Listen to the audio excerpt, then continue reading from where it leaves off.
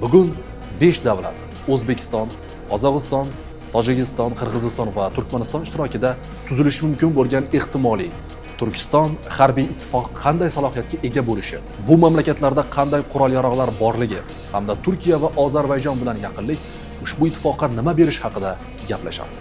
Turkiston zaminida yashovchi xalqlar o'zlarining minglab yillar davomida sayqallangan jang olib borish tajribasi va harbiy boshqaruv institutlariga ega. Biroq mustabid sovet rejimi ularni qurol-yarog', umuman olganda harbiy ishdan uzoqlashtirdi. Cheklovlar yumshatilib, mahalliy xalqlar Qizil armiyaga jalb etilgan vaqtda ham boshqaruv Moskvadan olib borilgan. Imperiya hatto o'z kadrlariga ishonmadi. O'shanda mintaqa Turkiston harbiy okrugi va O'rta Osiyo harbiy okruglariga ajralgan edi. Ularning markazlari Toshkent va Olmaota shaharlari bo'lgan. Mustaqillikdan so'ng mamlakatlar o'z yo'llaridan ketib, mudofaa vazirliklarini tuzdi. Davlatchilik institutlari to'la shakllanib, chegaralar mustahkamlangunga qadar mintaqa bir nechta mojarolar va urushlarga guvoh bo'ldi.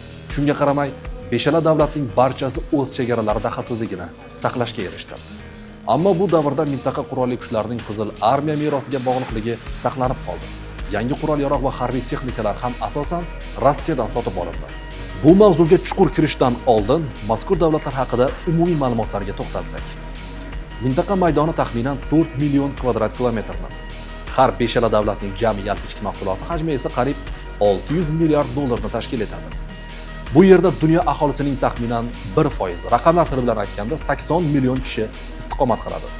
Bu bir qarashda ozdek tuyulishi mumkin, ammo mintaqa aholisi soni shu bilan birga iqtisodiy salohiyati barqaror o'sib boryapti. Tabiiyki, bu mutanosib ravishda ularning harbiy qudratini ham oshiradi.